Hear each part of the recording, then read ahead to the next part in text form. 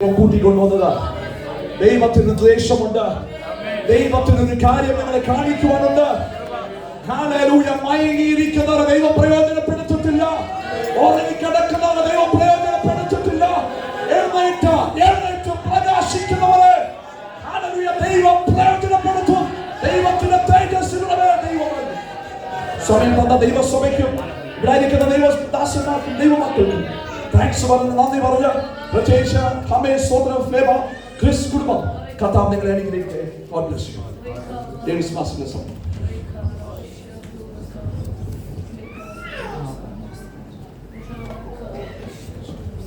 ദൈവത്തിന്റെ പരിശുദ്ധ നാമത്തിന് നന്ദിയോടെ സ്തോത്രം ചെയ്യുന്നു.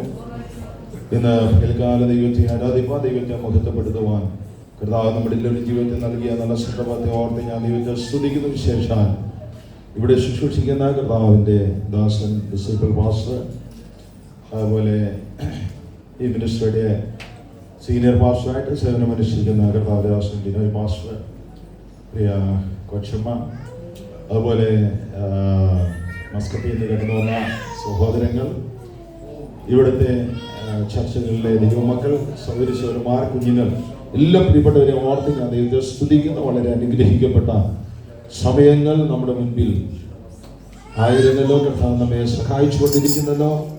ഇതിനെ ഓർത്ത് ഞാൻ ദൈവത്തെ സ്തുതിക്കുന്നു. വളരെ അനുഗ്രഹിക്കപ്പെട്ട സാക്ഷ്യം നമ്മൾ കേൾപ്പാനായിട്ട് വിചാരിച്ചു.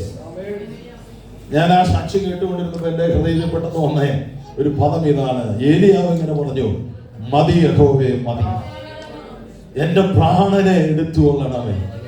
എന്നാൽ എവിടെ നാം ഫുൾ സ്റ്റോപ്പ് ഇടുന്നോ അവിടെ നിന്ന് ആരംഭിക്കുന്നതാണ് ദൈവം. ഹല്ലേലൂയ. നിന്റെ പദ്ധതികൾ തീർന്നെന്ന് നീ പറയുമ്പോൾ, നിന്റെ ഹോപ്പ് തീർന്നെന്ന് പറയുമ്പോൾ അവിടെ നിന്ന് തുടക്കം കുറിക്കുന്ന ഒരു കർത്താവിനെയാണ് ഇന്ന് പകൽ നമ്മൾ ആരാധിക്കുന്നത്. ഞാനിവിടെ ഇരുന്നപ്പോൾ ഇങ്ങനെ ചിന്തിക്കുകയായിരുന്നു, ഇവിടെ കുറച്ച് ആൾക്കാരൊക്കെ റെസ്പോണ്ട് ചെയ്യുന്നുണ്ട്. ഇത്രയും ശക്തമായ ദൈവത്തിന്റെ ദൂതം വചനവും ഇവിടെ വിളമ്പി കൊടുക്കുമ്പോ ഞാൻ വാസ്തവത്തിൽ ചോദിക്കുക നിങ്ങളോട്, നിങ്ങൾക്ക് എന്തോ തോന്നിയാലും എനിക്കതൊരു പ്രശ്നമല്ല. കാരണം നിങ്ങളെക്കാൾ എനിക്ക് ഈ പ്രസ്ഥാനത്തോട് ഏറ്റവും അടുപ്പമുള്ളത് നിത്യത വിശ്രമിക്കുന്ന കർത്താവിന്റെ ദാസന്മാരാണ്. ഹല്ലേലൂയ. എന്തിനാ വന്നേ? ഇതിലും ഭേദം വീട്ടിലിരിക്കുന്നതല്ലേ നല്ലത്. ഇവിടെ വന്നെങ്കിൽ ദൈവത്തിന്റെ സാന്നിധ്യം അനുഭവിക്കുന്നെങ്കിൽ നിന്റെ ചിന്തയിൽ നീ നടക്ക്, നിന്റെ കരമൊന്ന് ചലിക്കട്ടെ. നിന്റെ ഓഫീസിൽ, നിങ്ങളുടെ വീട്ടിൽ നിങ്ങൾ ആരാധിക്കുന്നവരാണോ? അവിടെ നിനക്ക് പറ്റാത്തത് ഇവിടെ അത്യുച്ചത്തിൽ ദൈവത്തെ സ്തുതിക്കാൻ, ദൈവത്തെ ആരാധിക്കാൻ ഒരു അവസരം.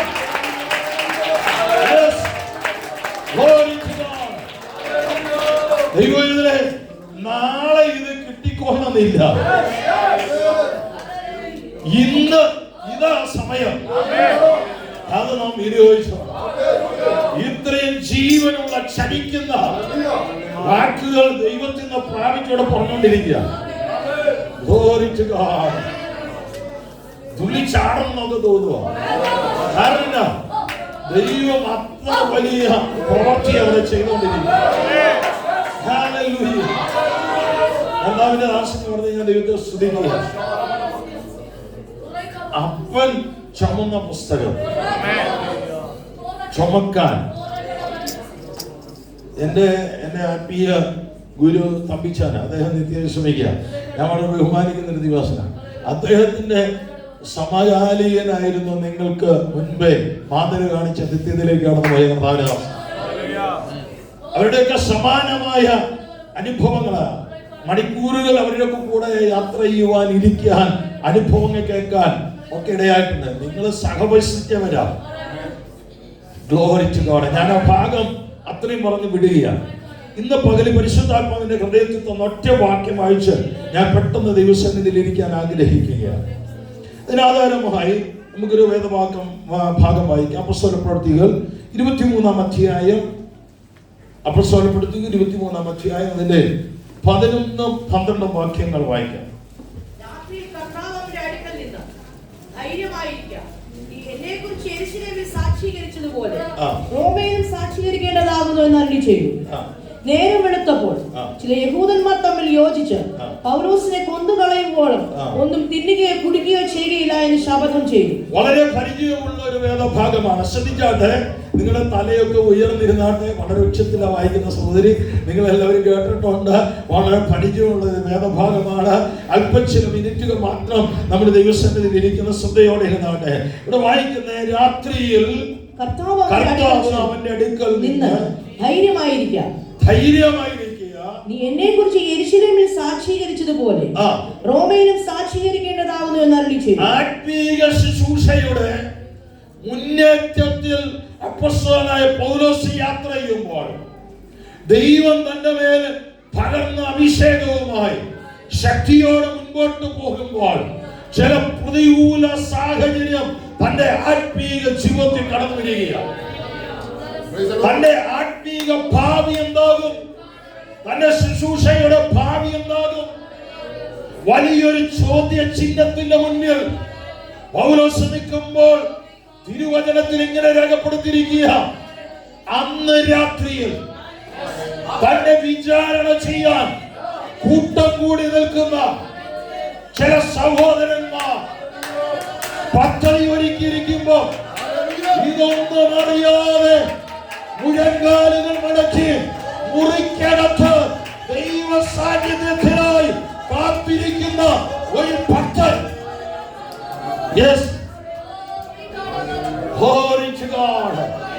ഇന്ന് പകല് ദൈവത്തിന്റെ പൈതല് എത്ര വലിയ പ്രതികൂലമുണ്ടെങ്കിലും എത്ര വലിയ പ്രശ്നമുണ്ടെങ്കിലും നീ മുട്ടും മടക്കാൻ തയ്യാറാണെങ്കിൽ നിന്റെ അടുത്ത് ഇറങ്ങി വരുന്നൊരു ദൈവമുണ്ട്. ഇവിടെ വായിക്കുന്നത് അന്ന് രാത്രിയിൽ ഒറ്റയ്ക്ക് മുറിയിലിരിക്കുമ്പോൾ കർത്താവ് ഇറങ്ങി. നേരിട്ട് കണ്ടിട്ടില്ല, നേരിട്ട് കണ്ടിട്ടില്ല, വിളി ശബ്ദം മാത്രമേ കേട്ടുള്ളൂ. നമ്മളൊക്കെ കേട്ടതുപോലെ ഞാനൊരു 5 മീറ്ററിന്റെ കുപ്പായൊക്കെ ഇട്ടുകൊണ്ട് ഇങ്ങനെ പോയ സമയത്താണ് ഞാൻ കേട്ടതുള്ളൂ, നമ്മളാരും കണ്ടില്ല.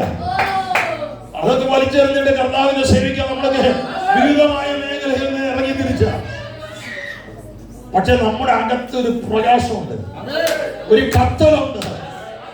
അവനെ കാണും, മുഖാമുഖമായി അവനെ കാണും. അതാ നമ്മുടെ പ്രത്യാശ. ആ ഒറ്റ വാക്കിന്റെ പുറത്ത് കോടിക്കണക്കിന് വിശുദ്ധന്മാർ ഇന്ന് പകലിലും വരുന്ന ദിവസങ്ങളിലും വിവിധമായ രാജ്യങ്ങളിൽ ദൈവത്തെ ആരാധിക്കുന്നു. അത്ര പവറാണ് പ്രത്യാശിക്കുന്നത്. ഞാൻ ആ ഭാഗവും വിടുകയാണ്. പക്ഷെ രാത്രിയിൽ കർത്താവ് അവന്റെ അടുക്ക് വന്നിട്ട് ദൈവത്തിന്റെ ആത്മാവ് പറയുക, പൗലോസേ ധൈര്യമായിട്ടിരിക്കെ, നീ എന്തിനാ പേടിക്കുന്നേ? എന്നിട്ട് ഒരു കാര്യം കൂടെ പറഞ്ഞു. എന്താ പറയാ? നീ എന്നെ കുറിച്ച് യെരൂശലേമിൽ സാക്ഷീകരിച്ചതുപോലെ റോമയിലും സാക്ഷീകരിക്കേണ്ടതാകുന്നു എന്ന് അരുളി ചെയ്തു. ഇന്നലെ വരെ ഞാൻ എങ്ങനെയാണോ നിന്നെ പ്രയോജനപ്പെടുത്തിയത്, യെരൂശലേം പട്ടണത്തിനകത്ത് എന്റെ ശുശ്രൂഷ നീ എങ്ങനെ നിവർത്തിച്ചോ അതിനേക്കാൾ ശക്തമായി വരും മണിക്കൂറുകളിൽ, വരും നാളുകളിൽ നിന്നെ പ്രയോജനപ്പെടുത്തുവാൻ എനിക്ക് പദ്ധതിയുണ്ട്.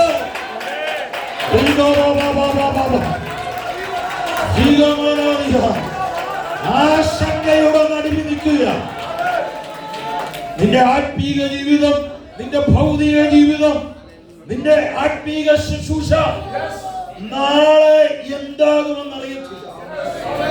പക്ഷെ ഇന്ന് രാത്രി എന്താ പറയാ, നാളെ മാത്രമല്ല നാളുകളിൽ വിദൂര ഭാവിയിൽ സംഭവിക്കാൻ പോകുന്ന വിഷയത്തെ കുറിച്ച് ദൈവത്തിന്റെ അരുളപ്പാടുണ്ടായി. നിന്നെ ഞാന് റോമിൽ നിർത്തും.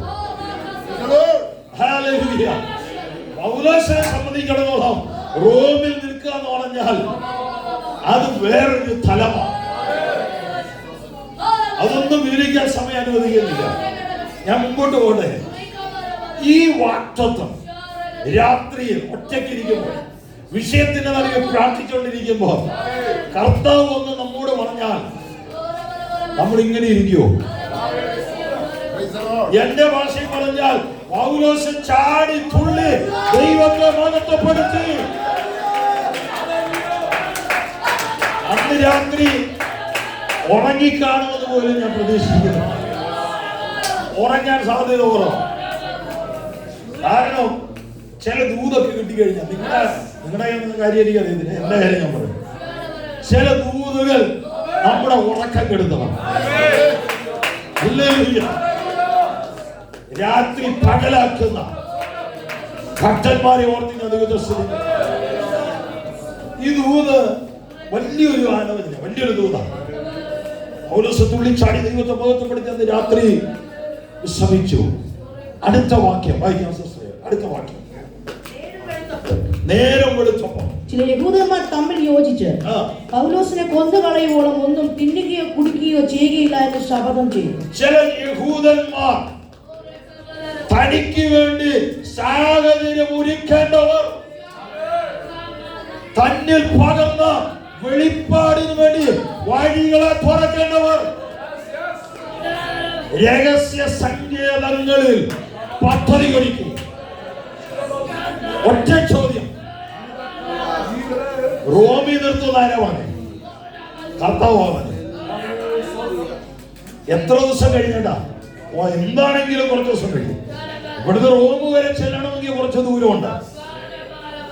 പക്ഷേ ചില ദിവസങ്ങൾ കഴിയുമ്പോൾ നടക്കാൻ പോകുന്ന ദൈവപ്രവൃത്തിയെ കുറിച്ച് പറഞ്ഞ കൂട്ടത്തിൽ എന്തേ പറഞ്ഞില്ല, നാളെ പ്രഭാതത്തിൽ നിന്നെ കശാപ്പിയാൻ കാത്തിരിക്കുന്ന, തന്ത്രമൊരുക്കുന്ന കുറച്ച് സഹോദരന്മാർ അപ്പുറത്തുണ്ടെന്ന് എന്താ വെളിപ്പെടുത്താന്?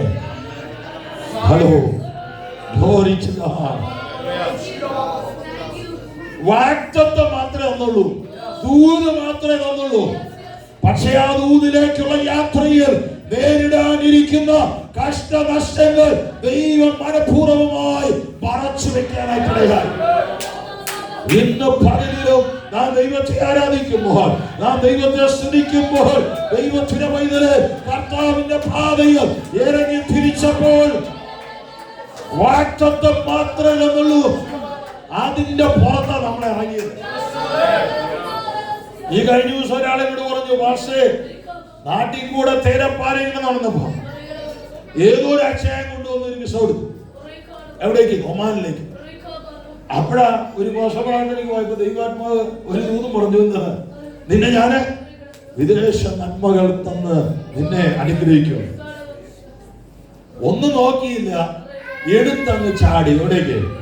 ഒമാനിൽ, മസ്കറ്റിൽ വന്നു. തിരിച്ചു പോകാൻ പറ്റുമോ? ഇവിടെ നിൽക്കാൻ പറ്റുമോ? അതുപോലെയുള്ള സാഹചര്യം. പക്ഷേ ഇന്ന് പകൽക്കാലം ദൈവം ഇത്രത്തോളം നിങ്ങളെയും എന്നെയും ഒക്കെ നിർത്തിയത് ഓർത്ത് നമ്മുടെ കരങ്ങളിൽ ദൈവത്തിന് സ്വന്തം ചെയ്താണ്. വാക്തത്വത്തിന്റെ പുറകിൽ നേരിടാനിരിക്കുന്ന കഷ്ടനഷ്ടങ്ങൾ ദൈവം മനഃപൂർവ്വം മറച്ചു വെച്ചു. എന്താ കാര്യം? എന്റെ കാര്യം പറഞ്ഞാൽ, ഞാനൊക്കെ ഇറങ്ങി തിരിച്ച വലിയ കുടുംബങ്ങളിൽ നിന്നാണ്.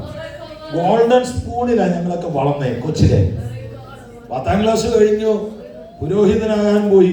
അവിടെ നിന്ന് വിശ്വാസത്തിൽ വരുന്നത്, കാത്തിരിക്കുന്നത് കഷ്ടങ്ങളും നഷ്ടങ്ങളും പട്ടിണിയും പൈതാഹങ്ങളും നെടുവീർപ്പും പരിഹാസവും നിന്ദയുമാണെന്ന് അന്ന് രാത്രി എന്നോട് പറഞ്ഞില്ല. നിത്യതയെ കുറിച്ചുള്ള ഒരൊറ്റ വെളിപ്പാട് മാത്രം നമ്മെ ആക്കിയത്. കാരണം ഇതൊക്കെ കാത്തിരിക്കുന്നത് പറഞ്ഞാൽ ഈ കൂട്ടത്തിൽ ആരും ഇറങ്ങത്തില്ലെന്ന് കർത്താവിന് നല്ലപോലെ അറിയാം. അതുകൊണ്ട് ദൈവം ഇങ്ങനെ പറഞ്ഞു, എന്റെ ജനത്തെ ആരാധിപ്പാൻ വിട്ടയക്കാം.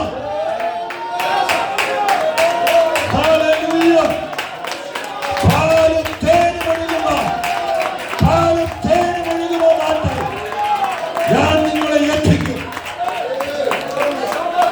ഇതോ ദൂത കേട്ട് ഇറങ്ങിയ ജനം. അവരോട് ഇന്ന് പകല് നമ്മൾ ചോദിക്കുക, നിങ്ങൾ എവിടെ പോവുക? അവര് പറയും, പാലും തേനും ഒഴുകുന്ന നാട്ടിൽ. ചുറ്റുള്ളി തരാന്ന് പറഞ്ഞ, ഇറച്ചി തരാന്ന് പറഞ്ഞ ഇവര് വരുമോ? അവർ കണ്ടില്ല, ഇന്ന് വരെ ഉലകത്തിലാരും കൊടുക്കാത്ത വലിയൊരു പ്രോമിഷൻ കൊടുക്കും. വാഗ്ദത്തം കിട്ടിയാലേ നമ്മൾ ഇറങ്ങുമെന്ന് കർത്താവിനറിയാം. ഹല്ലേലൂയ. പക്ഷേ ഒറ്റ ചോദ്യം നിങ്ങളോട്, ചെങ്കടലുണ്ടെന്ന് നിങ്ങൾക്കറിയാമോ? ചെങ്കടലോ? നിങ്ങൾക്കറിയത്തില്ല. മോശെ, അങ്ങനെയാണല്ലോ വെളിപ്പാട് കിട്ടിയത്. ഈ ജനത്തെ കൊണ്ടുപോകുന്ന അങ്ങാണല്ലോ. മുൻപിൽ ചെങ്കടലുണ്ടെന്നറിയാമോ? മുൻപിൽ മരുഭൂമി ഉണ്ടെന്നറിയാമോ? മാറായിയുടെ കൈപ്പേറിയ അനുഭവത്തിൽ കൂടെ നീ കടന്നു പോകണമെന്നറിയാമോ? അറിയത്തില്ല. മരുഭൂമിയുടെ ചുട്ട പഴുത്ത അനുഭവത്തിൽ കൂടെ നീ കടന്നു പോകേണ്ടിയുണ്ടെന്ന് നിനക്ക് അറിയാമോ? അറിയത്തില്ല. യോർദാനുണ്ടെന്നറിയാമോ? ഇല്ല, ഇതൊന്നും അറിയത്തില്ല. യെരിഹോ മതിലുകളുണ്ട്, അനാക്യ വല്ലന്മാരുണ്ട്. പക്ഷേ ഇന്ന് പകൽ പറയട്ടെ, വാഗ്ദത്തം ചെയ്തവൻ വാക്ക് മാറാത്ത ദൈവമാണ്. ചെങ്കടൽ പിളർന്നു, അക്കരെ കടത്തി, മരുഭൂമിയിലൂടെ ദൈവം അവരെ നടത്തി. മരുഭൂമിക്കകത്ത് മാറായുടെ കൈപ്പിലെ ദൈവം അത്ഭുതമാക്കി.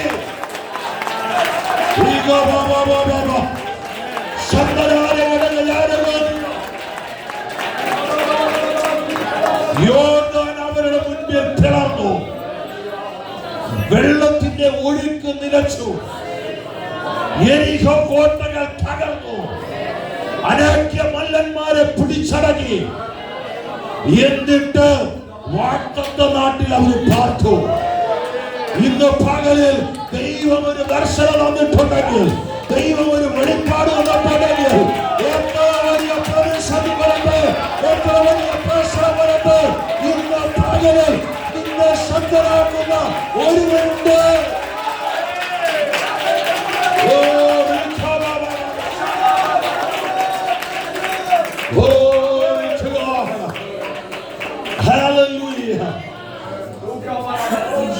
ജോസഫിന്റെ ജീവിതത്തിൽ 2-3 ദർശനം കണ്ടു. ജോസഫെ അതിന്റെ എന്തോ സ്വപ്നത്തിന്റെ ആകത്തുക അവൻ പറയും, എന്നെ രാജ്യത്തിന്റെ പരമോന്നതമായ ആ നീതിപീഠത്തിൽ ഇരുത്തും, അവിടെ ഇരുന്ന് ഞാൻ അരുളും. ഇതാ ക്ലൈമാക്സ്. അവിടെ എവിടെയെങ്കിലും മുട്ടക്കിണർ കണ്ടായിരുന്നോ? ഈ കണ്ട സ്വപ്നത്തിനകത്ത് എവിടെയെങ്കിലും? അവിടെ ഒന്നും പൊട്ടക്കിണർ കണ്ടില്ല. എന്നാൽ ഇന്ന് പകൽ പറയട്ടെ, വാഗ്ദത്തം മാത്രമേ നമ്മുടെ മുമ്പിലുള്ളൂ. വാഗ്ദത്തം കൈമുതലായി ഇറങ്ങി തിരിച്ചൊരു ജനതയാണ് ദൈവമക്കൾ. ഇന്ന് പകലിൽ ദൈവം നിന്നോടൊരു ദൂത് പറഞ്ഞിട്ടുണ്ടെങ്കിൽ, നിന്റെ കുടുംബത്തോട് ദൈവം സംസാരിച്ചിട്ടുണ്ടെങ്കിൽ, അത് നിവർത്തിക്കുവാൻ അവൻ ശക്തനാണ്.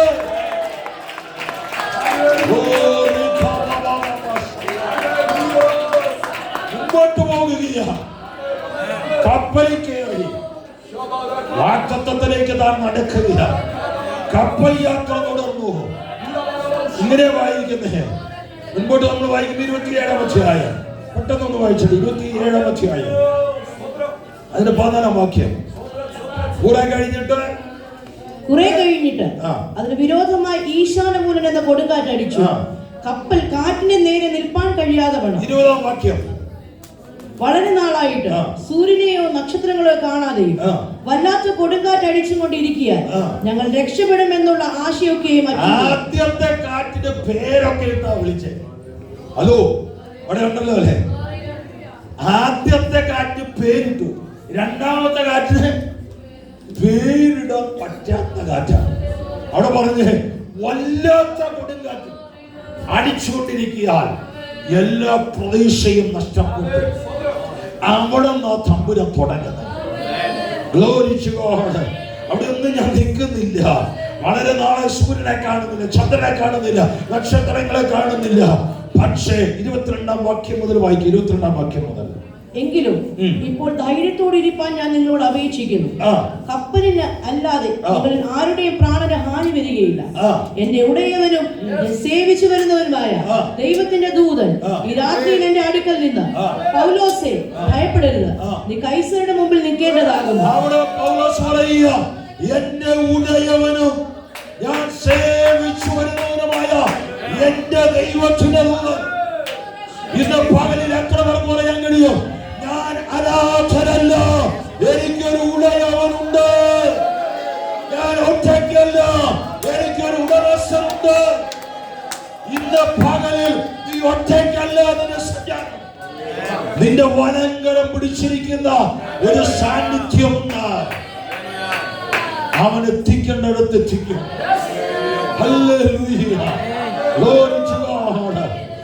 ഞാൻ ഷോർട്ട് കട്ടായിട്ട് ക്ലോസ് ചെയ്യാൻ പോവുക. ഈ മെസ്സേജ് ഞാൻ പെട്ടെന്ന് നിർത്താൻ പോവുക. വായിക്കുന്ന ഇങ്ങനെ മുൻപോട്ട് പോകുമ്പോൾ വലിയ പ്രതിസന്ധികൾ വന്നു, വലിയ പ്രതികൂലം വന്നു, ജീവൻ പോലും അപകടത്തിനായി. പണ്ട് കുതിരപ്പുറത്ത് വന്ന പുള്ളിയെ ഇപ്പൊ പലകപ്പുറത്താ കിടത്തിയത്. പറഞ്ഞേ, പണ്ട് കുതിരപ്പുറത്താ വന്നേ, ഇപ്പൊ എവിടെയാ? പലകപ്പുറത്ത് കടന്ന് നീന്തി നീന്തി നീന്തി അല്ലല്ല ലക്ഷ്യത്തിലേക്ക്, വാക്തത്വത്തിലേക്ക്. ഇന്ന് പകല് ദൈവം പറഞ്ഞ ദൂത് നിവർത്തിക്കുവാൻ നിന്റെ മുന്നിൽ, നിന്റെ കാഴ്ചപ്പാട് സാധ്യതകളൊന്നുമില്ലെങ്കിലും ദൈവം നിന്നെ എത്തിക്കേണ്ട ഇടത്ത് എത്തിക്കുവാനെ ചെയ്യും. അത് തർക്കമില്ലാത്ത കാര്യമാണ്.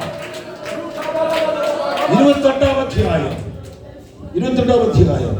അതിന്റെ 16-ാം വാക്യം വായിച്ചാട്ടെ. 16-ാം വാക്യം. റോമയിലെത്തിയ ശേഷം തനിക്ക് കാവലായി പടയാളികളോട് വേറിട്ട് പാർക്കാൻ പൗലോസിന് അനുവാദം കിട്ടി. അതിന്റെ മേലെ കയറി വായിച്ചാട്ടെ. ഇവിടുത്തെ സഹോദരന്മാർ ഞങ്ങൾ 22-ാം അധ്യായം അതിന്റെ 14-ാം വാക്യം.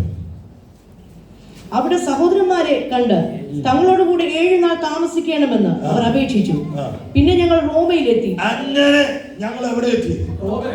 അങ്ങനെ എവിടെ എത്തി? ഒരിക്കൽ കൂടെ പറഞ്ഞേ, റോമിലെത്തി. തന്റെ മുറിക്കകത്ത് ഒറ്റയ്ക്ക് ഇരുന്നപ്പോൾ ദൈവം ഇടപെട്ടത് വേറെ ആർക്കും അറിയത്തില്ല. പക്ഷേ രാത്രി പകല് വിളിച്ചു പറയട്ടെ, നിന്റെ കുടുംബത്തിനകത്ത്, നിന്റെ പ്രാർത്ഥന മുറിക്കകത്ത് നീ ഒറ്റയ്ക്ക് ഇരുന്ന് പ്രാർത്ഥിച്ചപ്പോൾ ഇറങ്ങി വന്ന് ദൈവം പറഞ്ഞ ദൂത്, രഹസ്യത്തിൽ പറഞ്ഞത് പരസ്യമായി നിവർത്തിക്കാൻ കഴിയുന്ന ദൈവത്തെ ആരാധിക്കുന്നു. വാഗ്ദത്തം ചെയ്തവൻ വിശ്വസ്തനാണ്. Hallelujah, glory to God. ഇന്ന് പകലിൽ സ്വർഗ്ഗത്തിലെ ദൈവം നമ്മെ വിളിച്ചു വേർതിരിച്ചു നിത്യതയിലേക്കുള്ള യാത്രയിലാണ് നമ്മൾ. ആ നിത്യതയിലേക്കുള്ള യാത്രയിൽ വരാനിരിക്കുന്ന കഷ്ടനഷ്ടങ്ങൾ ദൈവം മറച്ചു വച്ചിരിക്കുക. ഹല്ലേലൂയ. വാഗ്ദത്തം മാത്രമേ ഇന്ന് പകല് കൈമുതലായിട്ടുള്ളൂ. പക്ഷേ ഈ യാത്രയെ തളരാതെ, ക്ഷീണിച്ചു പോകാതെ ലക്ഷ്യത്തിലെത്തിക്കുവാൻ കഴിയുന്ന ദൈവത്തിന്റെ സാന്നിധ്യം ഇന്ന് പകൽ ഇവിടെ വ്യാപരിക്കുകയാ. നിന്നോട് പറഞ്ഞതൂത്, നിന്റെ തലമുറയോട് പറഞ്ഞത്, നിന്റെ പിതാവിനോട് പറഞ്ഞത്, നിന്റെ മാതാവിനോട് പറഞ്ഞത്, ഇന്ന് പകല് അത് നിവർത്തിക്കുവാൻ അവൻ ശക്തനാണ്. ഇന്ന് പകല് ആരാധിച്ച് yes,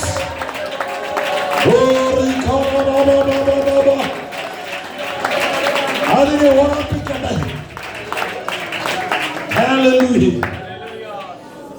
വാഗ്ദത്തം മാത്രമേ നമ്മുടെ മുൻപിലുള്ളൂ. അതിലേക്കുള്ള യാത്രയിൽ നേരിടാനിരിക്കുന്ന കഷ്ടനഷ്ടങ്ങളെ തമ്പുരാൻ മനഃപൂർവമായിട്ട് മറച്ചു വെച്ചിരിക്കുക. പക്ഷെ ഇന്ന് പകല് ഞാനൊരു കാര്യം പറയാ, ഹല്ലേലൂയ, ഈ കാറ്റുകളും കോളുകളും ഓളങ്ങളും പ്രതികൂലങ്ങളൊന്നും നിന്നെ തകർക്കത്തില്ല. എന്താ കാര്യം അറിയാമോ? എന്നോട് ഇടപെട്ടൊരു ദൈവമുണ്ട്. അവൻ എന്നോട് രാത്രിയിൽ എന്റെ മുറിക്കകത്ത് ഇറങ്ങി വന്ന് എന്നോട് പറഞ്ഞത് ഹല്ലേലൂയ എനിക്ക് നല്ലതുപോലെ അറിയാം. ഈ മരുഭൂമി യാത്രയിൽ നിന്നെ കൈവിടാതെ നിത്യതയുടെ തുറമുഖത്ത് എത്തുന്നതുവരെ നിന്റെ കരം പിടിച്ചു നടത്തുവാൻ അവൻ ശക്തനായ ദൈവമാണ്. ഹല്ലേലൂയ. ആ ഉറപ്പോടെ, വിശ്വാസത്തോടെ, ധൈര്യത്തോടെ മുന്നേറുവാൻ സുഖത്തെ ദൈവം നമ്മെല്ലാവരെയും അനുഗ്രഹിക്കട്ടെ. വചനങ്ങളാൽ കർത്താവ് നമ്മെ ധാരാളമായി അനുഗ്രഹിക്കുവാനാകട്ടെ.